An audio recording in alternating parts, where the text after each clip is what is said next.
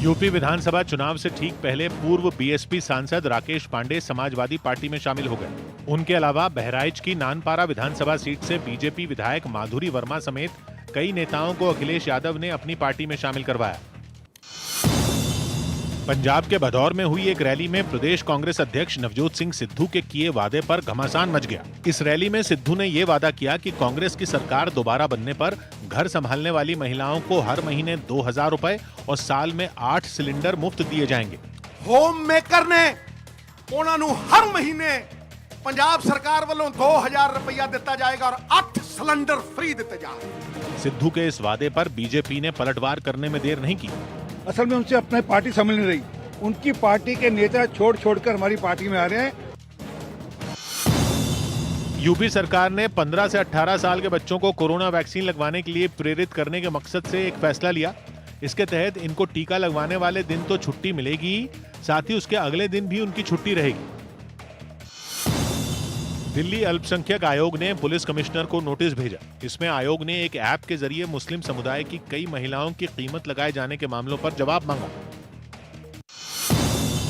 Mumbai police ने लूट के कई मामलों में शामिल रहे 2 आरोपियों को गिरफ्तार कर लिया। पुलिस ने बताया कि ये आरोपी नए साल के मौके पर भी शराब की दुकानों में लूट के इरादे से अपने घरों से निकले थे। यूपी के बाराबंकी में एक इंस्पेक्टर का वीडियो वायरल हुआ जिसमें वो वर्दी में बीजेपी सांसद लल्लू सिंह के पैर छूते नजर आए। कहा जा रहा है कि इसी वीडियो के बाद इंस्पेक्टर को लाइन हाजिर कर दिया गया। जम्मू कश्मीर के अरनिया सेक्टर में सुरक्षा बल ने पाकिस्तान सीमा के पास एक घुसपैठिए को मार गिराया। आगरा में ताजमहल समेत दूसरे स्मारकों के लिए पर्यटकों को ऑनलाइन ही टिकट मिलेगा, क्योंकि कोरोना संकट की वजह से वहां टिकट काउंटरों को फिलहाल बंद कर दिया गया। प्रधानमंत्री मोदी बुधवार को पंजाब के फिरोजपुर दौरे पर जाएंगे। अपने इस दौरे में वो दिल्ली अमृतसर कटरा एक्सप्रेसवे का शिलान्यास करेंगे। इसके अलावा वो वहां कई परियोजनाओं का उद्घाटन भी करेंगे। मुंबई में ओमिक्रॉन के खतरे की वजह से पहली से 8वीं क्लास के लिए स्कूल 31 जनवरी तक बंद कर दिए गए। 4 जनवरी से 31 जनवरी तक स्कूल बंद रहेगी। मुंबई में कोरोना की दहशत की वजह से रेलवे स्टेशनों पर जारी वैक्सीनेशन की मुहिम में तेजी आ गई, जिसकी कुछ तस्वीरें वहां के Chhatrapati Shivaji Maharaj terminus railway station से भी सामने आई, जहां बने काउंटर पर पिछले कुछ दिनों में वैक्सीन लगवाने वालों की संख्या दुगनी तक हो गई। पहले 60-70 लोग की वैक्सीन लगवाते थे पूरे दिन में, लेकिन आज करीब 60 प्लस जो दोपहर तक का आंकड़ा हो पार हो चुका है। वहीं स्वास्थ्य विभाग की टीम ने दावा किया कि कोरोना के मामले बढ़ने के बाद टीका लगवाने वालों की संख्या तेजी से बढ़ी है। जो लोग किसी कारण से नहीं लगा पा रहे थे, वो लोगों ने अभी लगाना शुरू कर दिया है। केंद्र सरकार ने कुछ समय के लिए सरकारी दफ्तरों में फिर बायोमेट्रिक अटेंडेंस यानी उंगली से हाजिरी लगाने पर रोक लगा दी। ओमिक्रॉन संकट की वजह से सरकार ने यह फैसला लिया। खबर है कि कोरोना के नए संकट का असर रेलवे की सेवाओं पर नहीं पड़ेगा। बताया गया कि ट्रेनें जारी रहेंगी और उनमें केटरिंग सेवाएं भी दी जाएंगी, लेकिन इस दौरान कोरोना नियमों का सख्ती से पालन करना होगा। मुंबई से गोवा पहुंचे एक जहाज में 60 से ज्यादा यात्रियों की कोरोना रिपोर्ट पॉजिटिव पाई गई। इसके बाद गोवा सरकार इन यात्रियों को जहाज से उतारने के लिए तैयारियों में जुट गई। हालांकि ये तैयारी पूरी होने तक एक जहाज को गोवा के पास समंदर में ही रखा गया। रायपुर की सेशंस कोर्ट ने कालीचरण महाराज की जमानत याचिका को खारिज कर दिया। उन्हें एक कार्यक्रम के दौरान महात्मा गांधी के खिलाफ अपशब्द बोलने के आरोप में गिरफ्तार किया गया था। सच कड़वा होता है। अगर आप में कड़वा सच सुनने की हिम्मत नहीं है तो कृपया ये कार्यक्रम ना देखें।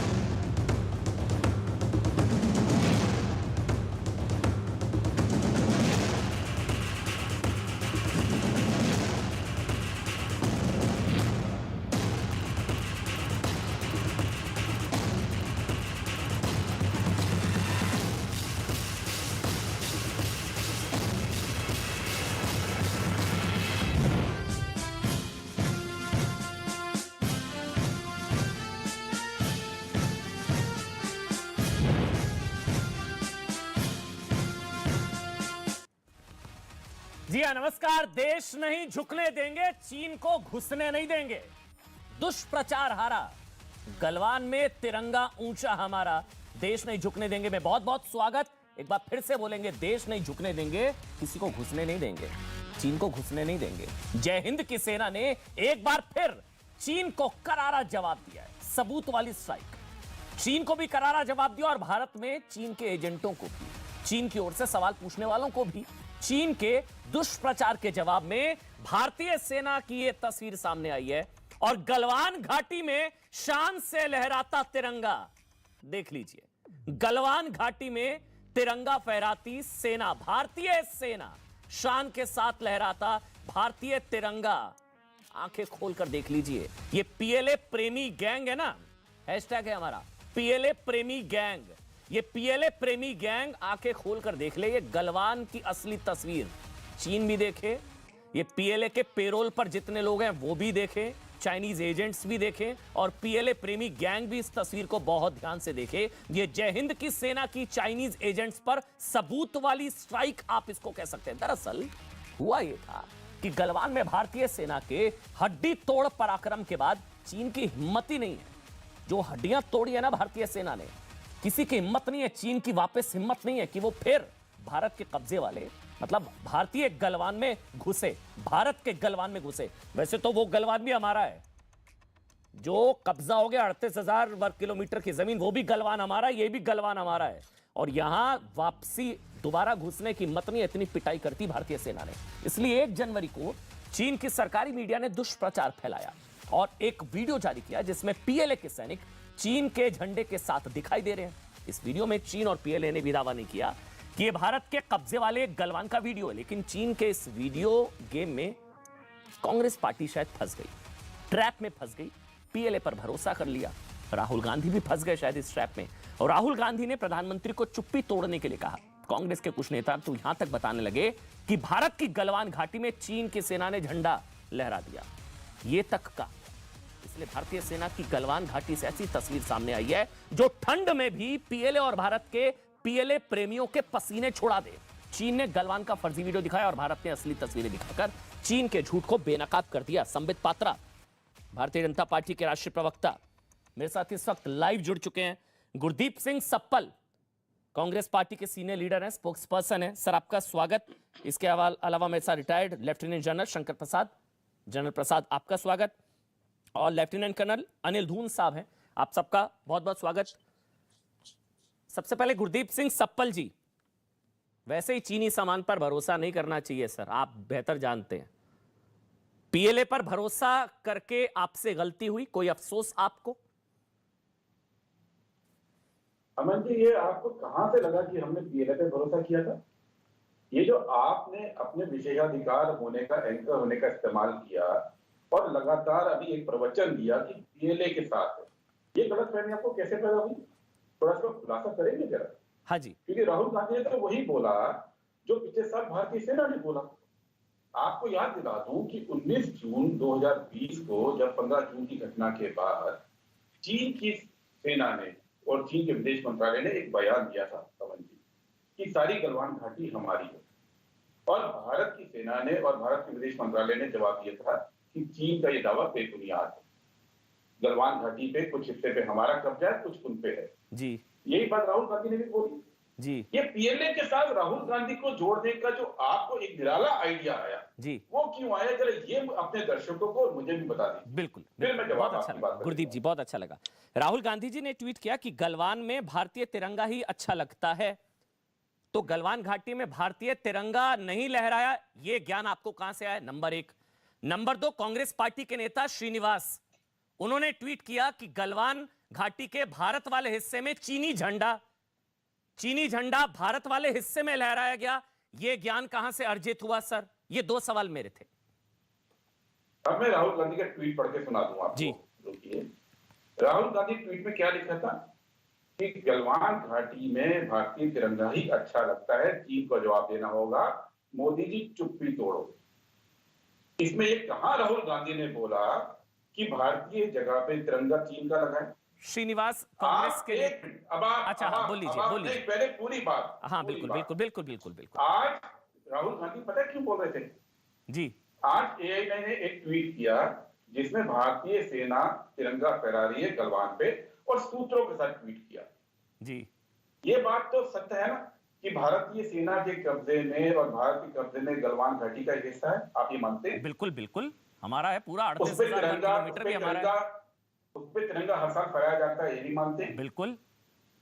तो आज जब ये खबर आई तो विधिवत रूप से भारतीय सेना या विदेश मंत्रालय के आधिकारिक सूत्र से क्यों नहीं आई और सूत्रों के हवाले से एएनआई को क्यों बोला गया? ये डर क्यों मन के अंदर है कि अपने इलाके में हम तिरंगा फहराएंगे लेकिन उस पर क्लेम नहीं सेना नहीं करेंगे? डरती सर, ये नहीं सर, सेना नहीं डरती सर। अमन जी गुरदीप ये जी, आपने सेना कह दिया, को डर ये लग ना- गया, सेना ने एक तस्वीर। मिनट, नहीं मुझे तो दुख है कि सेना को पराक्रम का सबूत देना पड़ रहा है, मुझे तो दुख है इस चीज का सर। अमन जी जी जी सेना को डर लगा मैंने नहीं बोला, आप मेरे शब्दों को तोड़िए मत। भारत सरकार ने आज ये आधिकारिक ट्वीट क्यों नहीं दिया या वक्तव्य क्यों नहीं दिया, सूत्रों के आधार से क्यों दे रहा है, उसकी मैं वजह बता देता हूं आपको। आपने केवल एएनआई का ट्वीट देखा है जी, उसी ट्वीट के साथ एएनआई की एक स्टोरी है। हाँ। अगर आप उस ट्वीट को खोलेंगे ना उसमें एक स्टोरी है, आप भी एएनआई के बहकावे में आ गए।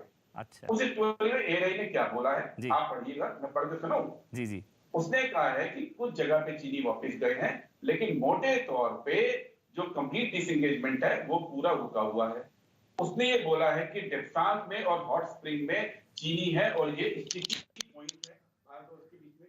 उसने ये बोला है सर, कि मैं एएनआई के बहकावे में आ गया, नहीं, आप पीएलए के बहकावे में आ क्योंकि- गए, क्या बेहतर है बताइए? मैं पीएलए के बहकावे में नहीं आप आया। पीएलए के Sorry, अब बताइए, मैं आपको बताता हूँ, sorry, अगर आप मुझे इजाजत दे, मैंने आपको नहीं टोका, अगर आप मुझे इजाजत दे। अमन जी, गुरदीप अमन जी, पहली बात का आप जवाब अच्छा आप पूरा देंगे बोल लीजिए पहले, कि फिर मैं आज बोलूंगा। ये बात आज भारत सरकार ये क्यों नहीं आधिकारिक रूप से मुंह खोलती है? हाँ। पिछले हफ्ते हाँ। चीन के एक अदने से दूतावास के कर्मचारी ने नहीं। हमारे एमपीज को चिट्ठी लिखी कि आप तिब्बत के नेताओं के साथ मत बैठिए। गुरदीप जी बस और अगर भारत आप, सरकार मुझे बहुत की अच्छा हिम्मत लगेगा, नहीं हो रही है। मुझे बहुत अच्छा हिम्मत लगा नहीं हो रही है भारत कि सरकार आप मेरे की। साथ आप हैं PLA की और बात देश के छोड़िए, 135 PLA के साथ करोड़ मत जोड़िए लोगों हमें। के साथ हैं। गुरदीप ये- जी, मैं गुरदीप उस जी पार्टी सुनिए ना, को belong गुरदीप जी, करता हूं। गुरदीप जी मुझे मैं उस पार्टी को बिलोंग करता हूं अच्छा। जिसने 1967 में ना जी। नाथुला में और चोला में चीनियों को खदेड़ा था। जी जी, आप एक पीले के साथ हमको मत जोड़िए। नहीं, नहीं, हम नहीं, बीजेपी नहीं है नहीं, जो नहीं। चीन की मैंने- कम्युनिस्ट पार्टी की क्लास लेती है। वहां पे गुरदीप जी जाके मैं BJP एक जो सवाल है, आपसे उनकी पूछता हूँ आज, कम्युनिस्ट पार्टी से गुरदीप क्लासेस लेती जी है। मुझे बहुत हाँ। अच्छा लगा,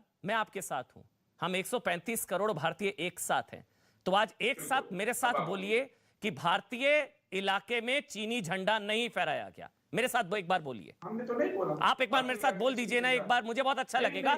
सुनिए ना, क्योंकि कांग्रेस के कुछ नेता ये कह रहे हैं, सुनिए सर, सुनिए सर, सुनिए सर, कांग्रेस के कुछ नेता, मैं नाम लेकर बताता हूं, श्रीनिवास, आपके बड़े नेता कांग्रेस पार्टी के, उनका ट्वीट स्क्रीन पर डालिए। उन्होंने ट्वीट किया कि गलवान के भारतीय हिस्से में चीनी झंडा फहराया। अब गुरदीप सिंह सप्पल, ये स्क्रीन पर है, पूरा स्क्रीन पर डालिए, एक बार इस ट्वीट को पूरा स्क्रीन पर डालिए। एक मिनट सर, एक मिनट, आपने बोला मैंने अपनी तरफ से, कहां से? पढ़िए इसको। Chinese flag rise over India's Galwan valley, India's Galwan valley, यानी कि गलवान के भारतीय हिस्से में चाइनीज झंडा।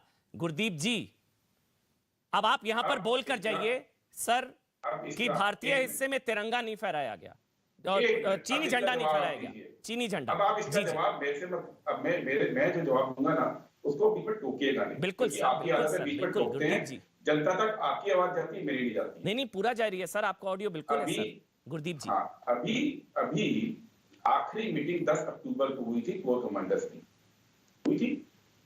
उसके अंदर जो झगड़ा चला, जिसपे अभी सहमति नहीं हुई, PP 15, patrolling point 15, patrolling point 10, 11, 11A, 12 और पेट्रोलिंग पॉइंट 13 पे जो चीनी घुसे थे लास्ट ईयर, वो वापस नहीं गए हैं। ये आप मानते हैं इस पे, हाँ या ना? नहीं खदेड़ दिया वापस, नहीं, सॉरी खदेड़ दिया। अच्छा, ये मैं कोर कमांडर्स की प्रेस विज्ञप्ति से पढ़ रहा हूं। क्या आपको भारतीय सेना पे भरोसा नहीं है? गुरदीप जी, ये भारतीय आपको हिस्सा है या भारतीय नहीं? सेना पे भरोसा नहीं ये है? भारतीय हिस्सा है या नहीं है? नहीं, जहां चीनी आपको झंडा भारतीय फहराया सेना वो पे भारतीय भरोसा हिस्सा नहीं है या नहीं है?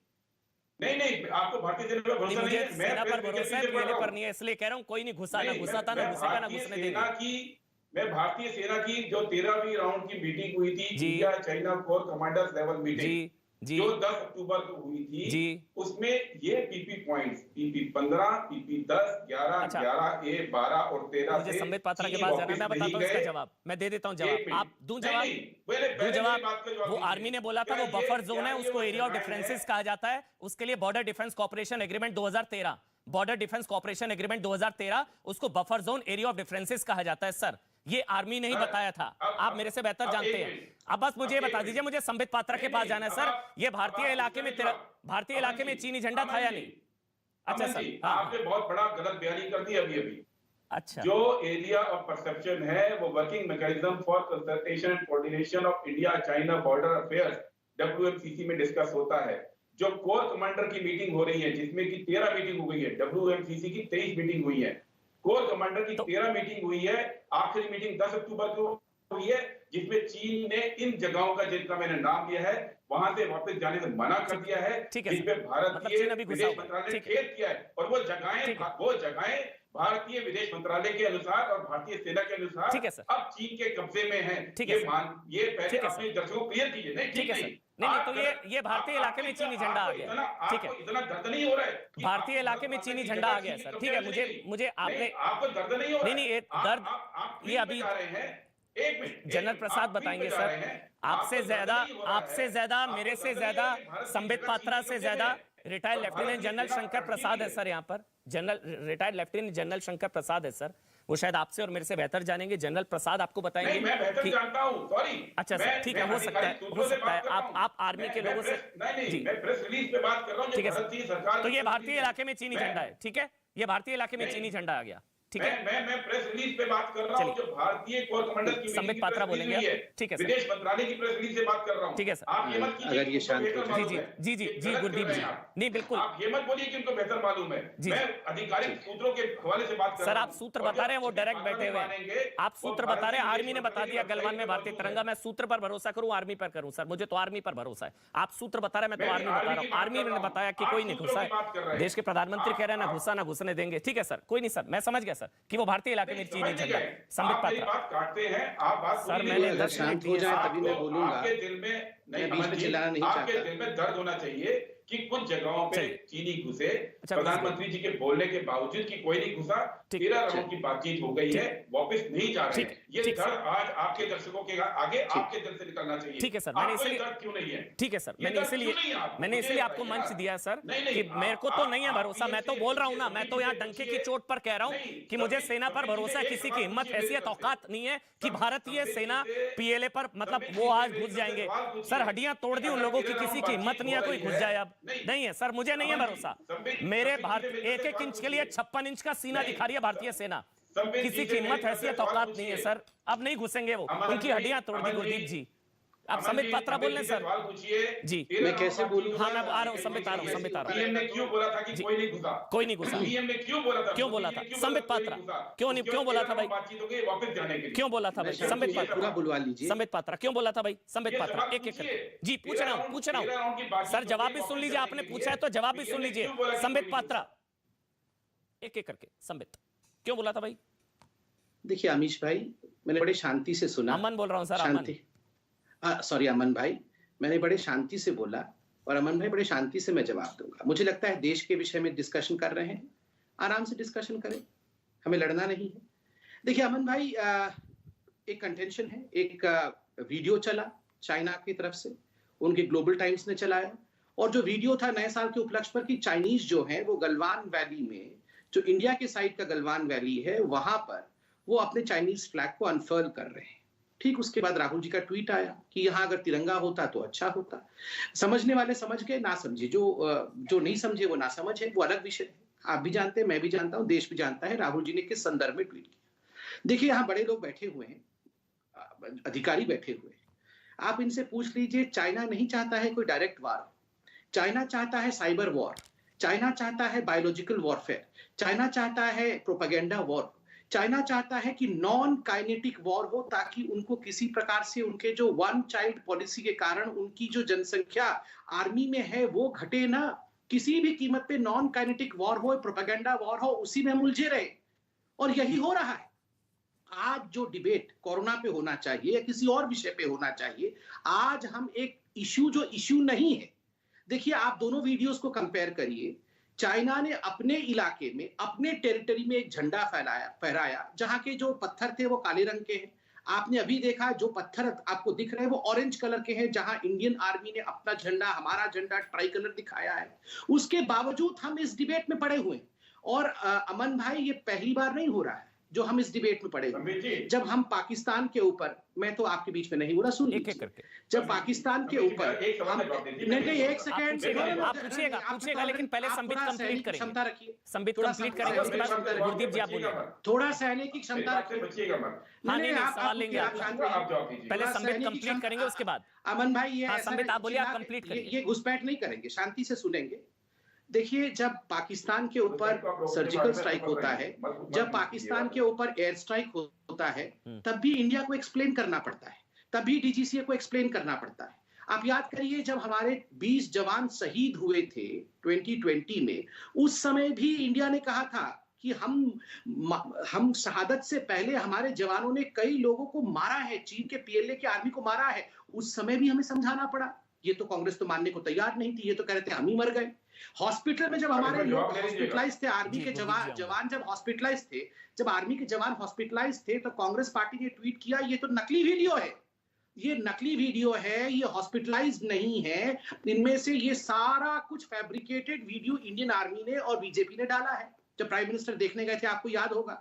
तो ये हम कांग्रेस को बैठ के समझाते रहे। मैं एक सवाल पूछ रहा हूं, इसका जवाब दीजिए। ऐसा क्यों होता है जब भी राहुल गांधी विदेश जाते हैं, वो किसके साथ बैठते हैं, किसके साथ षड्यंत्र करते हैं?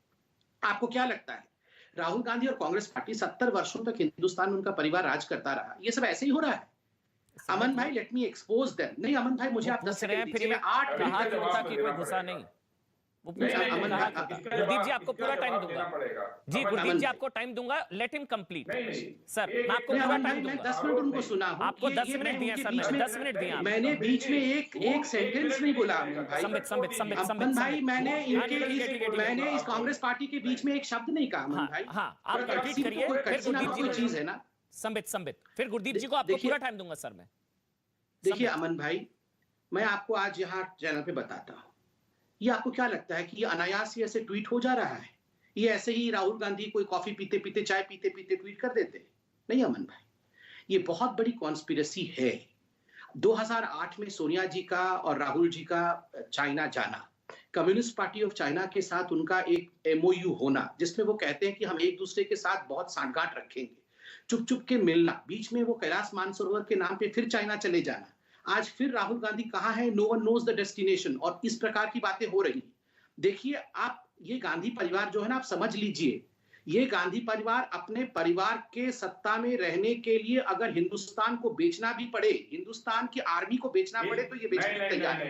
इस बात को आप बिल्कुल गांठ बांध के रखिए। मैं बिल्कुल सच्चाई कह रहा हूँ, 2 टुक कह रहा हूँ, और मुझे कोई डर नहीं है, 2 टुक सच्चाई कह रहा हूँ। और मुझे अपने आर्मी के ऊपर, मुझे इंडिया की सरकार के ऊपर और अपने तिरंगे के ऊपर 100 पैसा भरोसा है, 100% मुझे भरोसा है अपनी आर्मी, अपने तिरंगे और अपने सरकार के ऊपर। मैं चाइना की आर्मी, चाइना की सरकार और चाइना के झंडे पर विश्वास नहीं करता हूं। राहुल गांधी विश्वास करें उनके ऊपर। ठीक है, अब गुरदीप जी, अब आप बोलिए सर, एक एक करके बोलेंगे ना, समझ में आएगा सर। अब आप बोलिए गुरदीप जी। एक एक करके इनके सवालों का जवाब, एक एक करके।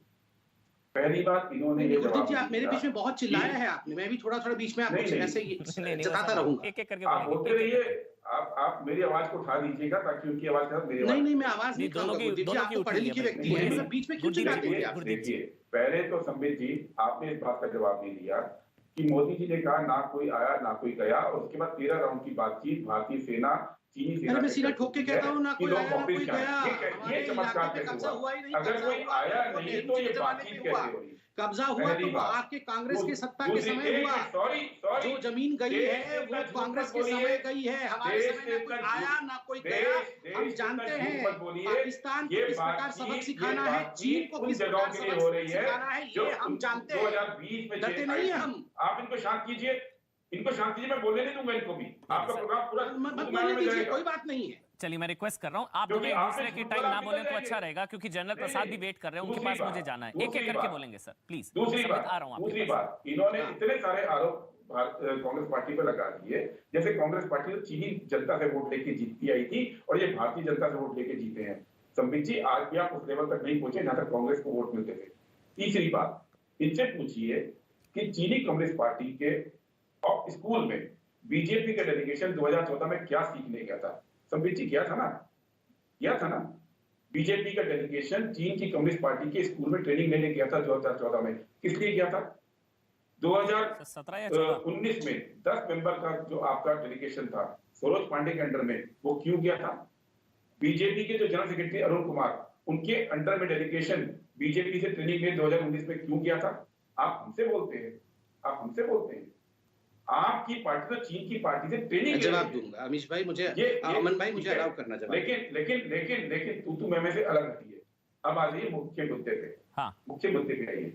आपको मालूम है संबित जी, हर्ष श्रृंगला विदेश सचिव है आपकी सरकार में, हमारे तो नहीं है ना, आपकी सरकार में विदेश सचिव है।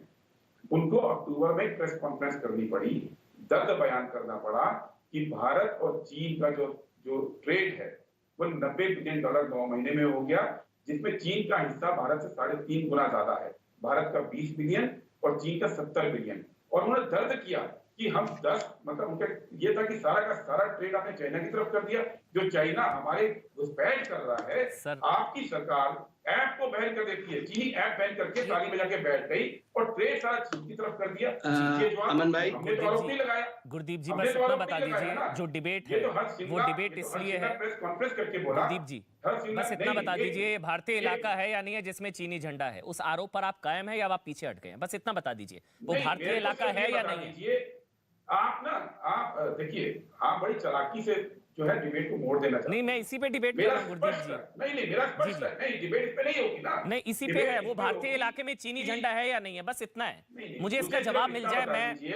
मुझे सिर्फ इतना बता दीजिए, ये भारतीय इलाके में चीनी झंडा है या नहीं है, बस ये बता दीजिए सर। 2020 के बाद PP 10, 11, 1, 12, गुरदीप जी 15 और 13, 1 मिनट, वो आप इधर या आप बता दीजिए, भारतीय इलाके में चीनी झंडा आया नहीं आया, बस इतना। मुझे ये बता दीजिए, मुझे इतना भारतीय इलाके में चीनी झंडा आया नहीं आया, बस इतना। नहीं, मुझे इतना बता दीजिए आप, इतना बता दीजिए। सर मैं सवाल पूछ रहा हूं, भारतीय इलाके में चीनी झंडा आया नहीं आया? अगर आप आरोप से पीछे हट रहे हैं तो अच्छी बात है, मुझे अच्छा लग रहा है। इतना बताना पड़ेगा। नहीं अगर आप आरोप से पीछे हट रहे हैं तो अच्छी बात है सर, मैं आपके साथ हूं। आप तो देखिए, आप मुझे केवल भारतीय इलाके में चीनी झंडा आया नहीं आया? 2020 के बाद कब्जे में किया, वो वापस आया कि नहीं आया? जी मेरे को एक मिनट, एक बार ये वाला जो वीडियो है चाइना वाला, गुरदीप जी ये जो तस्वीरें हम दिखा रहे थे सर, एक मिनट सर, गुरदीप जी ये भारतीय इलाका है या नहीं है, बस इतना बता दीजिए मेरे को, मुझे बहुत अच्छा लगेगा।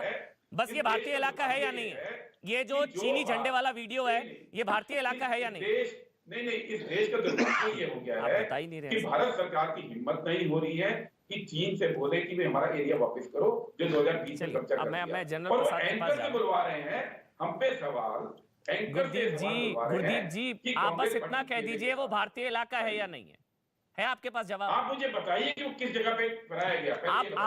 आप कहिए वो भारतीय इलाके में चीनी झंडा, आप मुझे ये बताइए। तो आपके पास कोई आरोप नहीं है, आपको नहीं पता मतलब? नहीं, आप सिर्फ मुझे ये बता दीजिए कि PP 10, 11, सर मुझे गुरदीप जी समझ ही नहीं आ रहा, मैं डिबेट क्या कर रहा हूँ। आपका आरोप क्या है? वो भारतीय इलाका है या नहीं है? वो भारतीय इलाके में चीनी झंडा है या नहीं है? ये जो तस्वीर है चीन की PLA की, ये भारतीय इलाका है या नहीं है सर? अमन ये बात तो मैं आपसे पूछ रहा हूँ। तो मतलब आपको नहीं पता है, तो आपका कोई आरोप नहीं है, तो बात ही खत्म हो गई, हम सारे एक साथ हैं फिर। तो बात ही खत्म, आरोप ही नहीं है फिर कोई सर, फिर तो अच्छी बात है। संबित में और गुरदीप जी सारे एक लेवल पर हैं आज, तीनों कह रहे हैं कि ये भारतीय इलाका नहीं है, बात ही खत्म होगी सर। अमन मेरा सिर्फ ये कहना है, मुझे ये बता दो कि जो एरिया कब्जा किया अमन भाई जी झंडा, मुझे जनरल प्रसाद के पास जाना है, लेकिन उससे पहले संबित आप बोल लीजिए, फिर जनरल प्रसाद। सर मैं माफी के साथ सर 1 मिनट में आ रहा हूँ। अमन आप टीवी चैनल चला रहे हो? जी सर। जनता को जानकारी तो दे दो। तो बताइए ना सर, आपका आरोप क्या है? क्या ये भारतीय इलाका है? अरे मैं यही पूछ रहा हूँ आपसे। तो आपको पता ही नहीं है, मतलब आपका आरोप ही नहीं है, फिर तो डिबेट ही क्या कर रहे हैं भाई, खत्म। कांग्रेस पार्टी कह रही है कि भारतीय इलाका नहीं है ये चीनी इलाका, चीन अपने इलाके में कर रहा है जो कर रहा है, बात ही खत्म हो गई भाई। बहुत अच्छी बात है। इलाके में नहीं कर रहा है, वो उस इलाके में है कि नहीं है जो भारत से कब्जा किया, जिसके लिए बातचीत हो रही है।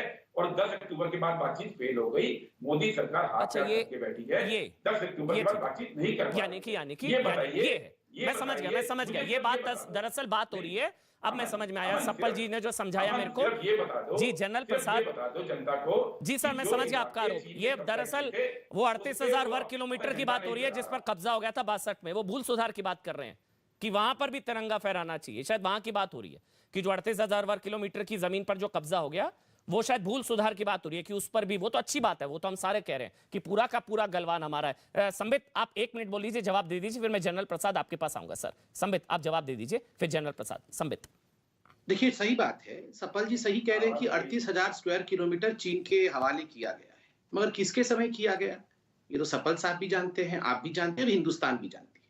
अगर हिंदुस्तान को कमजोर दिखाने की कोशिश की गई है तो किस प्रधानमंत्री के अंतर्गत ये जमीन हस्तांतरित हुई है, या हम और आप सभी जानते हैं नेहरू जी का किया धरा है। नेहरू जी नहीं होते तो न कश्मीर की समस्या होती, ना तो ये अरुणाचल प्रदेश और न बाकी जगहों की जो समस्या के ऊपर आज हम चर्चा कर रहे हैं, गलवान की समस्या, ये सब होती है। सारी समस्या राहुल जी सही कह रहे हैं, तो राहुल जी सही कह रहे हैं ना। फिर संबित वो तो आपसे उम्मीद लगाए बैठे कि भाई भूल सुधार करेंगे मोदी जी, 38,000 वर्ग किलोमीटर भी वापस लाएंगे, तो वो सही कह रहे हैं ना। नहीं सब कुछ करेंगे, मगर देखिए अमन भाई हम एक सीरियस डिबेट पे हैं। मुझे दुख इस बात का है कि लेफ्टिनेंट जनरल शंकर प्रसाद जैसे लोगों को, और वो गुस्से में हैं अभी, वो बोलना भी चाहते हैं और उन्हीं को वो सुनना चाहिए। वो गुस्से में इसलिए है क्योंकि इन इश्यूज को आके उन जैसे सीनियर लोगों को क्लैरिफिकेशन देना पड़ रहा है कि प्लीज देशवासियों आप आर्मी पे विश्वास करिए, प्लीज देशवासियों आप विश्वास करिए कि हमारी आर्मी चाइना के साथ टक्कर ले सकती है, प्लीज देशवासियों विश्वास करिए कि हमारा इलाका चाइना के हवाले नहीं गया है। और ये जो शक के बीज हम इंडिया के लोगों के मन में बो रहे हैं, ये डिबेट तो छोटी सी चीज है। आप याद करिए ग्रेजुअली धीरे धीरे अगर 1000 लोग सुनते हैं तो 3 लोगों के मन के अंदर ये शक की बीज जाती है, और चाइना यही चाहता है। अच्छा ठीक है, बहुत consistently this is called propaganda war. ये जो प्रोपेगेंडा वॉर जिसमें कांग्रेस हाथ मिला करके चाइना के साथ चल रही है, मैं इस प्रोपेगेंडा वॉर को डिसमेंटल करना चाहता हूं। जनरल प्रसाद जय हिंद सर, आप कल भी थे मेरे साथ, मैं माफी चाहूंगा बहुत देरी से आपके पास आ पाया। आज ये जो तस्वीर आई है, दुख इस चीज का है कि सफाई भी देनी पड़ रही है पराक्रम की, मतलब शौर्य की का सबूत देना पड़ रहा है, लेकिन उसके बाद भी शायद चीजें नहीं थमेंगी सर, शायद क्योंकि अभी सप्पल सर ये पूछ रहे हैं, गुरदीप जी पूछ रहे हैं कि फिर वो जो 13 राउंड की बातचीत हुई थी वो कहां हुई थी, फिर गुत्तम गुत्ता कहां हुई थी, यानी कि वो घुसा तो था, इसका मतलब चीन घुसा तो था, इसका मतलब जो गुरदीप जी पूछ रहे हैं। जनरल प्रसाद जी अमन बहुत बहुत धन्यवाद। आधा घंटा मैंने बड़े दिलचस्पी से पॉलिटिकल डिबेट सुनी जी सर, और मेरे मित्र संबित पात्रा जी समझ गए कि शायद मैं गुस्से में बैठा हूं। संबित जी इतना गुस्से में नहीं था, लेकिन एक तरीके से मुझे ऐसा लग रहा था कि मैं कहाँ किस माहौल में बैठा हूं जहाँ की कुछ इतना ज्ञान नहीं हो रहा है। बहरहाल मैं 3-4 बातें मुझे बहुत जरूरी बतानी है। उसका पॉलिटिकल ना कांग्रेस से कोई ताल्लुक है, ना बीजेपी से कोई ताल्लुक है, ना गलवान कहाँ है, गलवान कहाँ नहीं है, कहाँ झंडा गिरा नहीं गिरा, चाहे लगाया नहीं लगाया, वो आपने दिखा दिया। उसमें अगर किसी को शक है तो वो शक दूर नहीं हो सकता। देखिए हमें सबसे पहले इस किस्म की प्रोफेशनल डिबेट्स में आने से पहले हमें थोड़ा सा ज्ञान प्राप्त कर लें तो अच्छा होगा सबके लिए। 1962 की लड़ाई के बाद जब तक कि हम लोगों को इतना चाइनीज़ आर्मी के बारे में ज्ञान नहीं था, तो भारत सेना ने 1962 की डिफीट के बाद एक तरह से एक पैम्फलेट बनाई थी, एक किताब बनाई थी जिसका नाम है चंडाल आर्मी, और एक दूसरी किताब बनाई थी जिसका नाम है नरक आर्मी। चंडाल आर्मी में पूरी डिटेल की सिखलाई दी गई है कि चाइनीज़ आर्मी किस तरह से उसकी बनावट है, क्या उसकी टैक्टिक्स रहती है, किस तरीके से वो काम करता है और किस तरीके से फ्रंट लाइन में हरकत होती है, क्या हथियार है, किस तरह से हथियार इस्तेमाल होते हैं। ये 1962 के बाद चंडाल आर्मी बनी थी। उसी समय मैं कमीशन भी हुआ था और मैंने इस किताब को बड़े ध्यान से पढ़ा क्योंकि इस पर हमें इम्तहान पास करने पड़ते थे। उसी प्रकार से पाकिस्तान की आपको ये पता होगा कि चाइनीज़ आर्मी के अंदर हर एक बटालियन में एक पॉलिटिकल कमिश्नर होता है।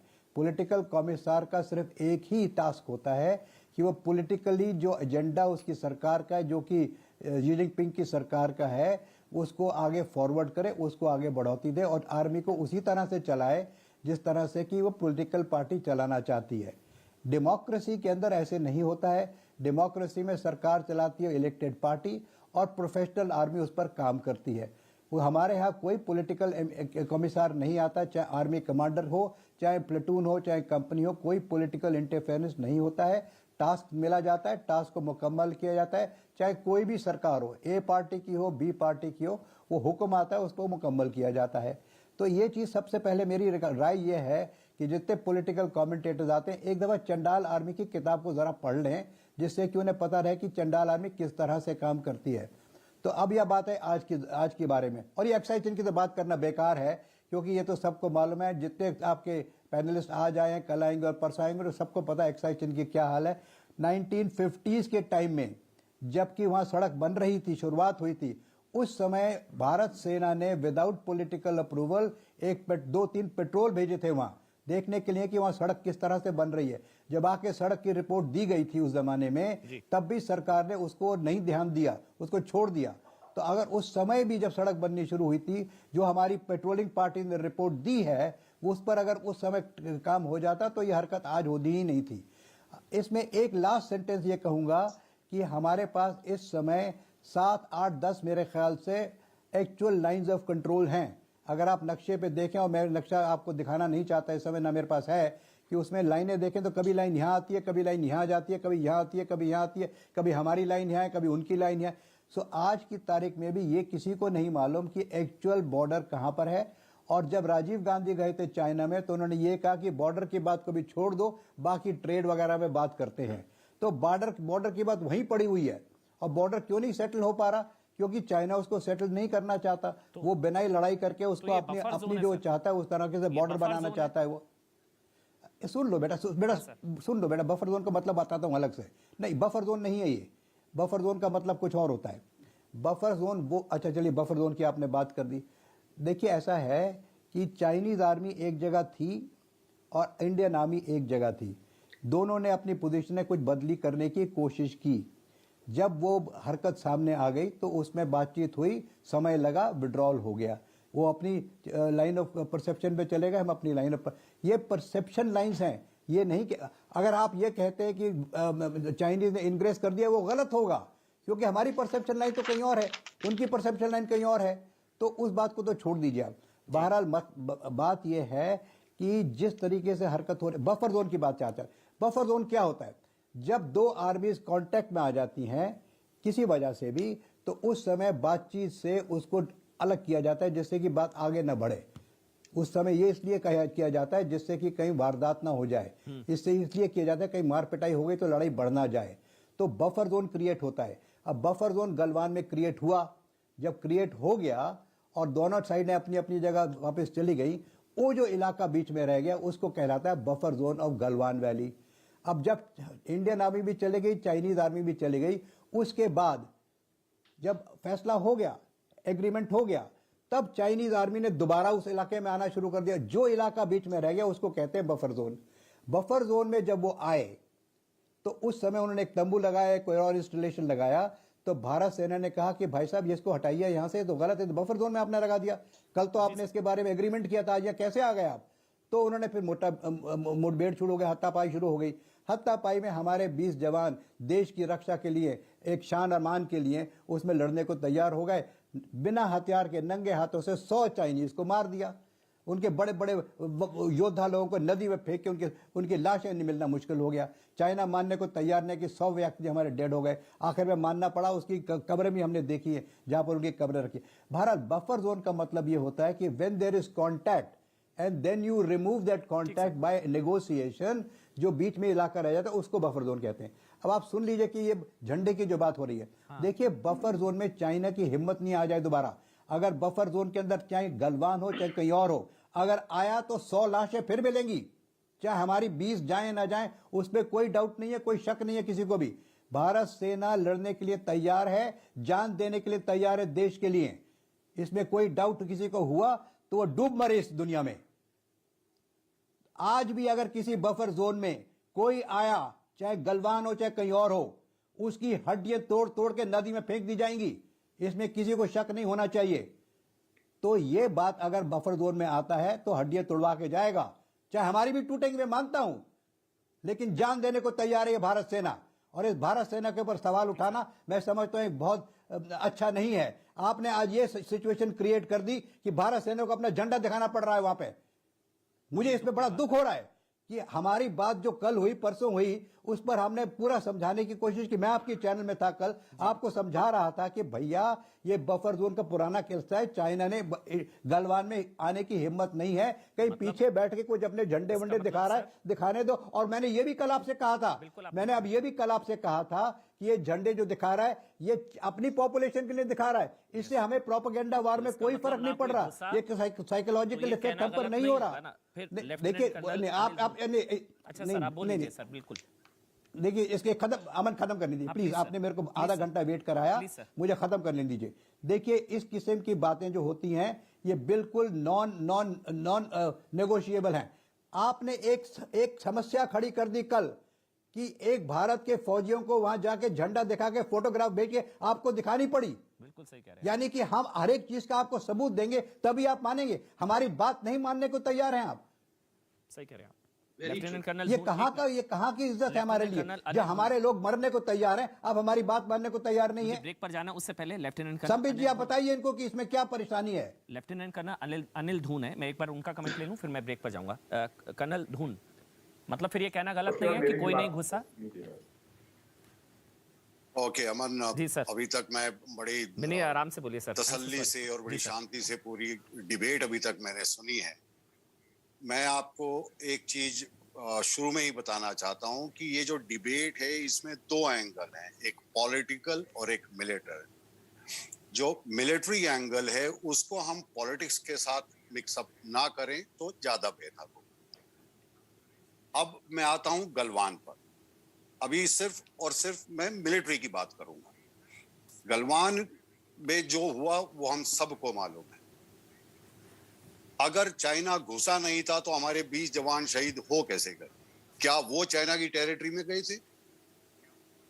अगर गए थे तो निहत्थे क्यों थे? हथियार क्यों नहीं थे उनके पास? उस चीज का जवाब आज तक किसी ने नहीं दिया।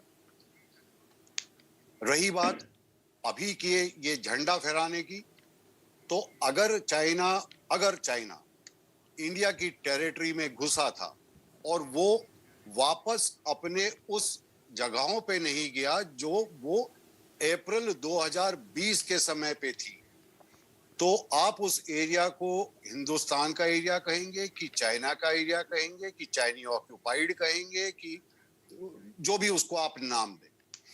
हो सकता है ये झंडा चाइना का 100 किलोमीटर चाइना के टेरिटरी के अंदर कि उन्होंने एक प्रोपेगेंडा के लिए किया हो जी, लेकिन पॉइंट इज कि अगर ये झंडा एक इशू बन रहा है तो ये इशू कोई मिसप्लेस्ड सेंस ऑफ सिक्योरिटी के कारण नहीं हो रहा है। This is out of sheer concern and the concern is very big.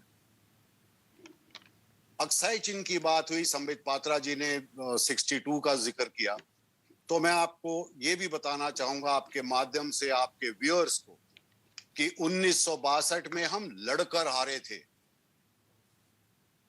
2020 की तरह नहीं कि एक पटाखा नहीं फूटा और जमीन दे बैठे और उसके बाद छाती ठोक कर हम कहते हैं कि ना कोई घुसा था, ना कोई घुसा हुआ है और ना हमारी जगह किसी ने ली हुई है।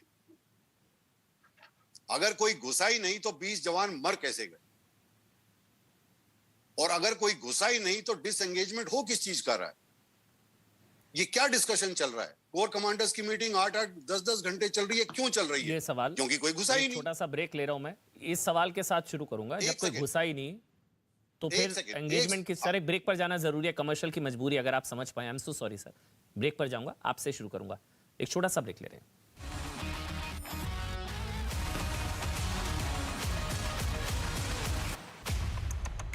तो इसका असर गुरुग्राम के वैक्सीनेशन सेंटरों पर दिखा। सरकार की सख्ती और ओमिक्रॉन की दहशत से तमाम सरकारी वैक्सीनेशन सेंटरों के बाहर फिर से भीड़ उमड़ने लगी। जैसे ही सरकार ने आदेश जारी किया, ये देखिए हजारों की संख्या में लोग यहाँ पहुंचे हुए हैं। बताया गया कि वैक्सीनेशन सेंटर पहुंचने वालों में ज्यादातर वो हैं जिन्होंने अब तक पहली डोज भी नहीं लगवाई है। इसमें से ज्यादातर लोग तो फर्स्ट डोज के लिए हैं।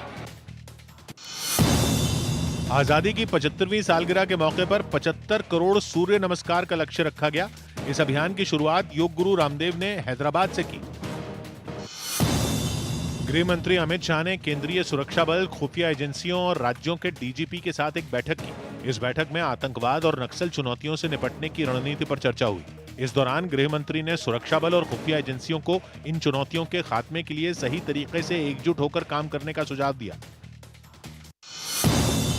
पश्चिम बंगाल में होने वाले निगम चुनावों के लिए चुनाव आयोग ने नियम बदल दिए। अब वहां कोरोना के खतरे की वजह से कोई भी उम्मीदवार रोड शो नहीं कर पाएगा। साथ ही जनसभा में भी 500 लोगों को ही अनुमति दी गई। पटना में सीएम नीतीश कुमार के जनता दरबार में शामिल होने पहुंचे 6 लोगों की कोरोना रिपोर्ट पॉजिटिव आई। इनके अलावा वहां खाना बनाने आए एक होटल के 5 कर्मचारियों में भी इसके लक्षण मिले। बताया गया कि वहां जनता दरबार से जुड़े कार्यक्रम में शामिल होने से पहले सभी लोगों की कोरोना जांच की जाती है। पिछली बार जिस तरह से अचानक बहुत तेजी से बढ़ा था, वैसी ही लगता है घटना शुरू हो गई। बिहार के पूर्व सीएम जीतन राम मांझी और उनकी पत्नी समेत परिवार के कई सदस्यों की कोरोना रिपोर्ट पॉजिटिव आई। इनके अलावा उनके कर्मचारियों में भी कोरोना के लक्षण पाए गए। शिवसेना सांसद प्रियंका चतुर्वेदी ने संसद की उस स्टैंडिंग कमेटी में महिला सदस्यों की संख्या बढ़ाने की मांग की जो लड़कियों की शादी की उम्र बढ़ाने वाले बिल पर चर्चा कर रही है। प्रियंका चतुर्वेदी ने राज्यसभा सभापति को एक खत लिखकर ये मांग उठाई।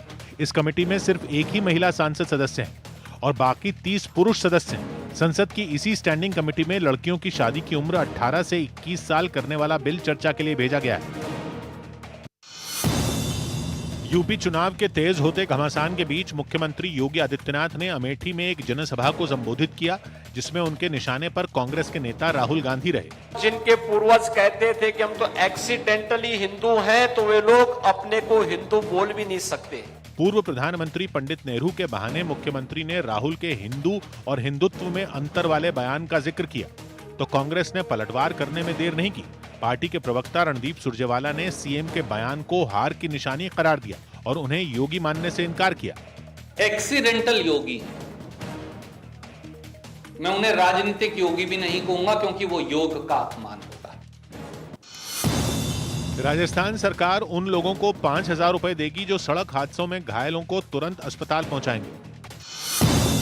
जम्मू कश्मीर के सांबा सेक्टर में सुरक्षा बल ने पाकिस्तान सीमा के पास छापेमारी की और वहां झाड़ियों में रखे एक बैग से बड़ी मात्रा में हथियार बरामद किए। पंजाब से विधायक बलविंदर सिंह लाडी एक हफ्ते में ही बीजेपी छोड़कर फिर कांग्रेस में शामिल हो गए। वो 28 दिसंबर को बीजेपी में शामिल हुए थे, लेकिन अब सीएम चरणजीत सिंह चन्नी से मुलाकात के बाद वो कांग्रेस में लौट गए। बीजेपी नेता शुवेंदु अधिकारी को सुप्रीम कोर्ट से भी बड़ी राहत मिल गई। सुप्रीम कोर्ट ने बंगाल सरकार की अर्जी खारिज कर दी और कलकत्ता हाईकोर्ट के आदेश पर रोक लगाने से मना कर दिया।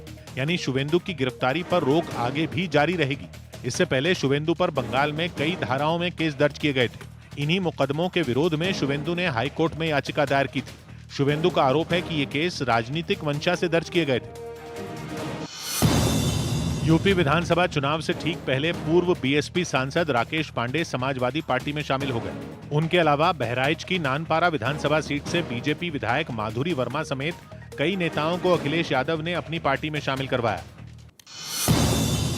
पंजाब के भदौर में हुई एक रैली में प्रदेश कांग्रेस अध्यक्ष नवजोत सिंह सिद्धू के किए वादे पर घमासान मच गया। इस रैली में सिद्धू ने ये वादा किया कि कांग्रेस की सरकार दोबारा बनने पर घर संभालने वाली महिलाओं को हर महीने 2,000 रुपए और साल में 8 सिलेंडर मुफ्त दिए जाएंगे। होम मेकर ने उन्होंने हर महीने पंजाब सरकार वालों 2,000 रुपया दिता जाएगा और 8 सिलेंडर फ्री दिते जाएंगे। सिद्धू के इस वादे पर बीजेपी ने पलटवार करने में देर नहीं की। असल में उनसे अपनी पार्टी समझ नहीं रही। उनकी पार्टी के नेता छोड़ हमारी पार्टी में आ रहे हैं। यूपी सरकार ने 15 से 18 साल के बच्चों को कोरोना वैक्सीन लगवाने के लिए प्रेरित करने के मकसद से एक फैसला लिया। इसके तहत इनको टीका लगवाने वाले दिन तो छुट्टी मिलेगी, साथ ही उसके अगले दिन भी उनकी छुट्टी रहेगी। दिल्ली अल्पसंख्यक आयोग ने पुलिस कमिश्नर को नोटिस भेजा। इसमें आयोग ने एक ऐप के जरिए मुस्लिम समुदाय की कई महिलाओं की कीमत लगाए जाने के मामलों पर जवाब मांगा। मुंबई पुलिस ने लूट के कई मामलों में शामिल रहे 2 आरोपियों को गिरफ्तार कर लिया। पुलिस ने बताया कि ये आरोपी नए साल के मौके पर भी शराब की दुकानों में लूट के इरादे से अपने घरों से निकले थे। यूपी के बाराबंकी में एक इंस्पेक्टर का वीडियो वायरल हुआ, जिसमें वो वर्दी में बीजेपी सांसद लल्लू सिंह के पैर छूते नजर आए। दिल्ली में तेजी से बढ़े कोरोना के मामले। एक दिन में कोरोना के 5,481 नए केस, 3 लोगों की भी मौत। कल आए थे 4,099 मामले। केजरीवाल सरकार ने आज ही किया वीकेंड कर्फ्यू का ऐलान। महाराष्ट्र महाराष्ट्र में कोरोना के तेजी से बढ़ते मामलों के बाद कल से लग सकती है और पाबंदियां। मुंबई में 24 घंटे में नए केस 11,000 के करीब। पुणे में मास्क नहीं लगाने और सार्वजनिक जगहों पर थूकने पर लगेगा जुर्माना। जम्मू कश्मीर के कुलगाम में सुरक्षा बल को बड़ी कामयाबी। लश्कर के 2 आतंकवादियों को ढेर किया गया। बड़ी मात्रा में हथियार और गोला बारूद बरामद।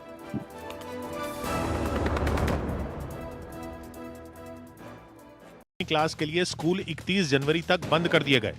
4 जनवरी से 31 जनवरी तक स्कूल बंद रहेगी।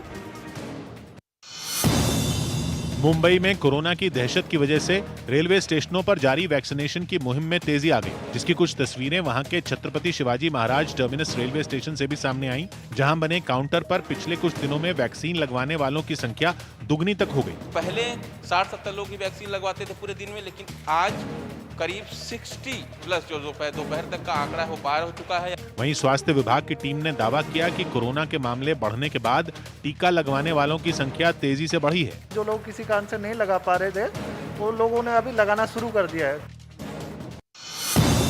केंद्र सरकार ने कुछ समय के लिए सरकारी दफ्तरों में फिर बायोमेट्रिक अटेंडेंस यानी उंगली से हाजिरी लगाने पर रोक लगा दी। ओमिक्रॉन संकट की वजह से सरकार ने यह फैसला लिया। खबर है कि कोरोना के नए संकट का असर रेलवे की सेवाओं पर नहीं पड़ेगा। बताया गया कि ट्रेनें जारी रहेंगी और उनमें केटरिंग सेवाएं भी दी जाएंगी, लेकिन इस दौरान कोरोना नियमों का सख्ती से पालन करना होगा। मुंबई से गोवा पहुंचे एक जहाज में 60 से ज्यादा यात्रियों की कोरोना रिपोर्ट पॉजिटिव पाई गई। इसके बाद गोवा सरकार इन यात्रियों को जहाज से उतारने के लिए तैयारियों में जुट गई। हालांकि ये तैयारी पूरी होने तक एक जहाज को गोवा के पास समंदर में ही रखा गया। रायपुर की सेशंस कोर्ट ने कालीचरण महाराज की जमानत याचिका को खारिज कर दिया। उन्हें एक कार्यक्रम के दौरान महात्मा गांधी के खिलाफ अपशब्द बोलने के आरोप में गिरफ्तार किया गया था। हरियाणा सरकार ने कोरोना से बचाव की वैक्सीन की दोनों डोज नहीं लगवाने वालों की सार्वजनिक जगहों पर एंट्री पर रोक लगाई, तो इसका असर गुरुग्राम के वैक्सीनेशन सेंटरों पर दिखा। सरकार की सख्ती और ओमिक्रॉन की दहशत से तमाम सरकारी वैक्सीनेशन सेंटरों के बाहर फिर से भीड़ उमड़ने लगी। जैसे ही सरकार ने आदेश जारी किया, ये देखिए हजारों की संख्या में लोग यहाँ पहुंचे हुए हैं। बताया गया कि वैक्सीनेशन सेंटर पहुंचने वालों में ज्यादातर वो हैं जिन्होंने अब तक पहली डोज भी नहीं लगवाई है। इसमें से ज्यादातर लोग तो फर्स्ट डोज के लिए हैं। आजादी की 75वीं सालगिरह के मौके पर 75 करोड़ सूर्य नमस्कार का लक्ष्य रखा गया। इस अभियान की शुरुआत योग गुरु रामदेव ने हैदराबाद से की। गृह मंत्री अमित शाह ने केंद्रीय सुरक्षा बल, खुफिया एजेंसियों और राज्यों के डीजीपी के साथ एक बैठक की। इस बैठक में आतंकवाद और नक्सल चुनौतियों से निपटने की रणनीति पर चर्चा हुई। इस दौरान गृह मंत्री ने सुरक्षा बल और खुफिया एजेंसियों को इन चुनौतियों के खात्मे के लिए सही तरीके से एकजुट होकर काम करने का सुझाव दिया। पश्चिम बंगाल में होने वाले निगम चुनावों के लिए चुनाव आयोग ने नियम बदल दिए। अब वहां कोरोना के खतरे की वजह से कोई भी उम्मीदवार रोड शो नहीं कर पाएगा। साथ ही जनसभा में भी 500 लोगों को ही अनुमति दी गई। पटना में सीएम नीतीश कुमार के जनता दरबार में शामिल होने पहुंचे 6 लोगों की कोरोना रिपोर्ट पॉजिटिव आई। इनके अलावा वहां खाना बनाने आए एक होटल के 5 कर्मचारियों में भी इसके लक्षण मिले। बताया गया कि वहां जनता दरबार से जुड़े कार्यक्रम में शामिल होने से पहले सभी लोगों की कोरोना जांच की जाती है। पिछली बार जिस तरह से अचानक बहुत तेजी से बढ़ा था, वैसी ही लगता है घटना शुरू हो गई। बिहार के पूर्व सीएम जीतन राम मांझी और उनकी पत्नी समेत परिवार के कई सदस्यों की कोरोना रिपोर्ट पॉजिटिव आई। इनके अलावा उनके कर्मचारियों में भी कोरोना के लक्षण पाए गए। शिवसेना सांसद प्रियंका चतुर्वेदी ने संसद की उस स्टैंडिंग कमेटी में महिला सदस्यों की संख्या बढ़ाने की मांग की जो लड़कियों की शादी की उम्र बढ़ाने वाले बिल पर चर्चा कर रही है। प्रियंका चतुर्वेदी ने राज्यसभा सभापति को एक खत लिखकर ये मांग उठाई। इस कमेटी में सिर्फ एक ही महिला सांसद सदस्य हैं और बाकी 30 पुरुष सदस्य हैं। संसद की इसी स्टैंडिंग कमेटी में लड़कियों की शादी की उम्र 18 से 21 साल करने वाला बिल चर्चा के लिए भेजा गया है। यूपी चुनाव के तेज होते घमासान के बीच मुख्यमंत्री योगी आदित्यनाथ ने अमेठी में एक जनसभा को संबोधित किया, जिसमें उनके निशाने पर कांग्रेस के नेता राहुल गांधी रहे। जिनके पूर्वज कहते थे कि हम तो एक्सीडेंटली हिंदू हैं, तो वे लोग अपने को हिंदू बोल भी नहीं सकते। पूर्व प्रधानमंत्री पंडित नेहरू के बहाने मुख्यमंत्री ने राहुल के हिंदू और हिंदुत्व में अंतर वाले बयान का जिक्र किया, तो कांग्रेस ने पलटवार करने में देर नहीं की। पार्टी के प्रवक्ता रणदीप सुरजेवाला ने सीएम के बयान को हार की निशानी करार दिया और उन्हें योगी मानने से इनकार किया। एक्सीडेंटल योगी, मैं उन्हें राजनीतिक योगी भी नहीं कहूंगा क्योंकि वो योग का अपमान होता है। राजस्थान सरकार उन लोगों को 5,000 रुपए देगी जो सड़क हादसों में घायलों को तुरंत अस्पताल पहुंचाएंगे। जम्मू कश्मीर के सांबा सेक्टर में सुरक्षा बल ने पाकिस्तान सीमा के पास छापेमारी की और वहां झाड़ियों में रखे एक बैग से बड़ी मात्रा में हथियार बरामद किए। पंजाब से विधायक बलविंदर सिंह लाडी एक हफ्ते में ही बीजेपी छोड़कर फिर कांग्रेस में शामिल हो गए। वो 28 दिसंबर को बीजेपी में शामिल हुए थे, लेकिन अब सीएम चरणजीत सिंह चन्नी से मुलाकात के बाद वो कांग्रेस में लौट गए। बीजेपी नेता शुवेंदु अधिकारी को सुप्रीम कोर्ट से भी बड़ी राहत मिल गई। सुप्रीम कोर्ट ने बंगाल सरकार की अर्जी खारिज कर दी और कलकत्ता हाईकोर्ट के आदेश पर रोक लगाने से मना कर दिया। यानी शुवेंदु की गिरफ्तारी पर रोक आगे भी जारी रहेगी। इससे पहले शुवेंदु पर बंगाल में कई धाराओं में केस दर्ज किए गए थे। इन्हीं मुकदमों के विरोध में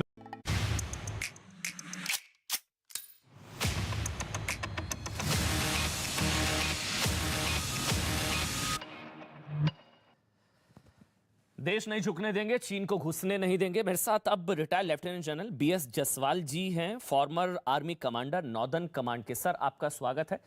लेकिन पहले संबित आप जवाब दे दीजिए, क्योंकि लेफ्टिनेंट कर्नल अनिल धून ये कह रहे हैं कि फिर गुत्थम गुत्था वो लड़ाई, वो संघर्ष, जो जवान शहीद हो, सब कहाँ हुआ था जब कोई गुस्सा ही नहीं था। सप्पल जी भी यही पूछ रहे हैं और सर भी यही पूछ रहे हैं। अगर आप जवाब दे दें उनको। अमन भाई, with all due respect to Anil ji, बहुत बड़े अधिकारी भी हैं। उन्होंने आप अच्छा, आप कंप्लीट कर लीजिए। अच्छा, ठीक है सर, आप कंप्लीट कर लीजिए, उसके बाद समेत आप जवाब दे दीजिएगा। हाँ, बोलिए सर। हाँ जी, तो मेरी रिक्वेस्ट ये थी कि जब भी हम ये सैन्य की बात करते हैं तो वो पॉलिटिकल नैरेटिव से अलग रखकर बात करें। ठीक है। अगर हम देखें तो एक ये नया वर्ड आ गया है, perception lines. Now tell me one thing, 2020 में तो ये परसेप्शन लाइन हो गया और 1962 में ये एलएसी था, क्योंकि अब हम कह रहे हैं कि एलएसी ग्राउंड पे कहाँ है उसका पता ही नहीं। अगर 2020 में नहीं पता तो 1962 में पता था क्या? तो ये नैरेटिव चेंज नहीं करना चाहिए जब हम सैनिक संबंधित कोई भी बात करते हैं। पॉलिटिकल माइलेज अपनी जगह है, लेकिन जो सैन्य बल है, जो सैनिक अपना काम ग्राउंड पे करते हैं, वो चीज अलग है। संबित पात्रा जी ने कहा था राहुल गांधी जी कहाँ जाते हैं, किससे मिलते हैं, तो संबित पात्रा जी से मेरी रिक्वेस्ट है कि वो पर्सनल चीजें हैं, उसको एयर पे ला के और कुछ तरह का किसी तरह का माइलेज अगर हम उसमें से गेन करते हैं तो ये कोई उचित चीज नहीं है। अब अगर मैं बोलूं कि जब कारगिल हुआ था और जब लद्दाख हुआ था, दोनों टाइम गवर्नमेंट बीजेपी की थी, तो क्या इसमें कोई संबंध है? तो इस तरह की बातें निराधार बातें होती है, इनका कोई आधार नहीं होता, इनका कोई बेस नहीं होता। ये सिर्फ और सिर्फ कंफ्यूजन पैदा करते हैं और सोसाइटी में डिवाइड खड़ा। सर, क्या इस तरह की स्टेटमेंट नहीं कंफ्यूजन पैदा करती? I would request let us be more mature when we are dealing with military issue. ठीक। संबित, आप जवाब दे दीजिए। मैच्योर होने की आवश्यकता है। सप्पल जी आ रहा हूं, आप संबित जवाब दे दीजिए। अब संबित पात्रा जवाब दे देते हैं। सप्पल जी 1 मिनट आ रहा हूं, जसवाल जी के पास जाना होगा मुझे संबित के बाद।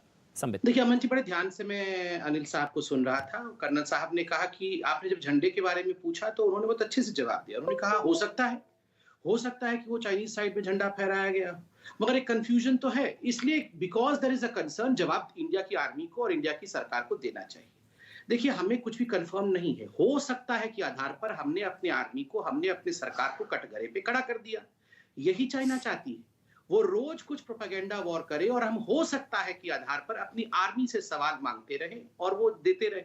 दूसरा, इन्होंने कहा कि जो लाइन ऑफ परसेप्शन कहां से आ गया, ये लाइन ऑफ डिफरेंट परसेप्शन कहां से आ गया। देखिए, ये तो मैंने भी नहीं कहा था, ये लेफ्टिनेंट जनरल शंकर प्रसाद, जो मुझे लगता है रैंक में शायद आपसे बड़े भी होंगे, आप दोनों ही इंपॉर्टेंट है। तो ये जो आर्मी के अफसरों के बीच में भारतवर्ष में लड़ाई होने लगी है टीवी के ऊपर, यही तो चाइना चाहता है।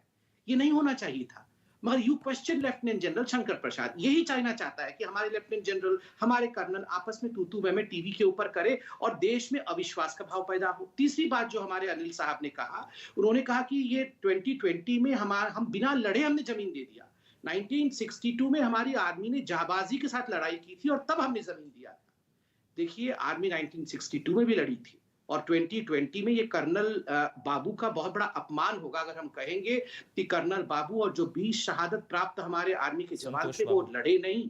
ये कर्नल बाबू इतने बड़े व्यक्ति थे, उन्होंने लड़ाई लड़ी है और लड़ाई लड़ी है तभी तो जाके आज चाइना अंदर नहीं घुस पाया है। और 100 से अधिक चाइनीज के लोगों को मारा है।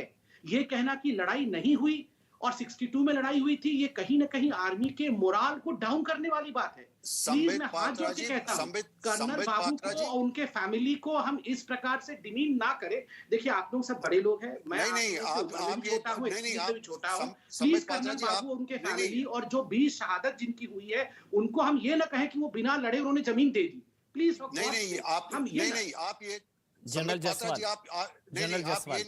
अब मुझे उनके पास जाना होगा सर, क्योंकि गुरदीप जी के पास भी मेरे को जाना है, थोड़ा सा समय का अभाव है सर। मुझे जनरल जायसवाल के पास जाना होगा, retired lieutenant general BS Jaiswal ji. आ रहा हूं सर, आ रहा हूं सफल जी, आ रहा हूं। एक कमेंट, उसके बाद मैं आपको पूरा टाइम दूंगा सर। जनरल जायसवाल, क्या भारतीय इलाके में चीनी झंडा आ गया और घुसपैठ हो गई सर?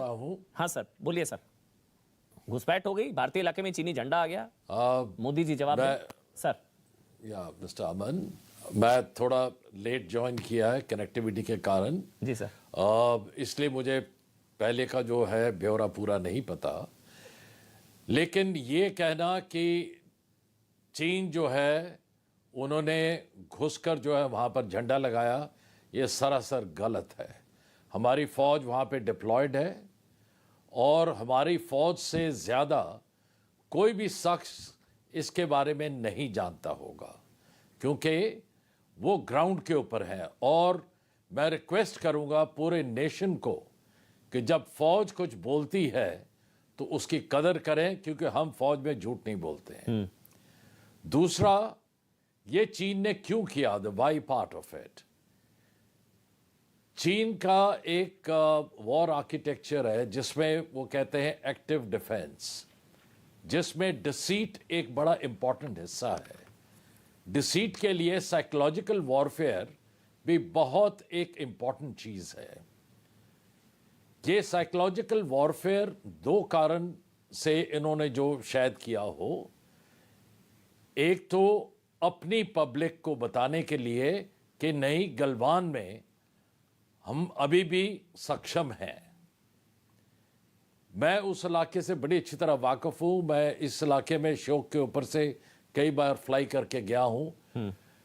मैं नहीं उस इलाके को पहचान सकता, क्योंकि ऐसा ही इलाका चाहे 10 किलोमीटर पीछे हो, उन्होंने वहां पर झंडे लगाए हैं।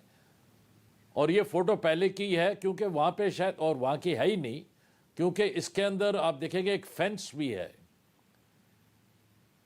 तो उन्होंने अपने लोगों को बताने के लिए कि हम सक्षम हैं, एक तो ये। दूसरा जो है, चाइनीज की फिलॉसफी है, अगर आप दुश्मन को सबड्यू करना चाहते हैं तो उसको आपसी जो अंदर इंटरनल वीकनेसेस हैं, जैसे इन्फर्मिटीज या इनएडिक्वेसीज कहते हैं, वो उस देश को आपस के अंदर ही लड़ने दो। अब आप एक छोटा सा उनका साइकोलॉजिकल प्रोपेगेंडा कितनी बड़ी बात बन गई है, कितने सवाल उठ रहे हैं। मेरे हिसाब से एक फौजी होने के नाते मैं कभी भी ये सवाल उठाता ही नहीं अंदर देश के अंदर, ठीक, क्योंकि फौज वहां पर है। जब उन्होंने रिपोर्ट नहीं किया तो हम चाइना की बात क्यों मान रहे हैं? क्यों मान रहे हैं? चाइना तो यही चाहता है कि देश भर के अंदर सवाल उठें जी, कि भाई चाइना अंदर कैसे आ गया, अंदर कैसे आ गया जी। आप फौज की बात मानिए और उस पे अमल कीजिए। ठीक सर। जितना आप रिएक्ट करेंगे चाइना के साइकोलॉजिकल वॉरफेयर पे, ठीक सर, उतनी उनकी विक्ट्री है। ठीक sir. Why should be react? Gurdeep ji, last 30 second मुझे वाइंड अप करना है। गुरदीप जी, क्या आप लोग ट्रैप में फंस गए PLA के? मैं बिल्कुल यही कह रहा हूँ जो अभी जसपाल साहब कह रहे थे। 30 सेकंड वहां पे फंस रहे हैं। पिछले 1.5 साल के अंदर चाइना फौज का जो मानना है, चाइना ने चुमार, डेप्टांग, डेपचोंग, घोगरा, गलवान, पेंगोंग लेक, ट्रिग हाइट्स में स्टेटस को बदलने की कोशिश की है। जगह पे घुसे हैं। पिछले 1.5 साल के अंदर शी योमी में उसने अपना कंस्ट्रक्शन किया है। पिछले 1.5 साल के अंदर बारामूटी में आके उसने तोड़फोड़ किया उत्तराखंड के अंदर। ठीक सर। पिछले 1.5 साल में PP-15 उन्होंने कब्जे में कर लिया और 13 राउंड की बातचीत के बाद वापस नहीं जा रहे हैं। जी सर, टाइम अप हो गया सर। मैंने आपको आखिरी के 30 सेकंड ही दीजिए। 100 बात की एक बात किशोर रजवानी के साथ।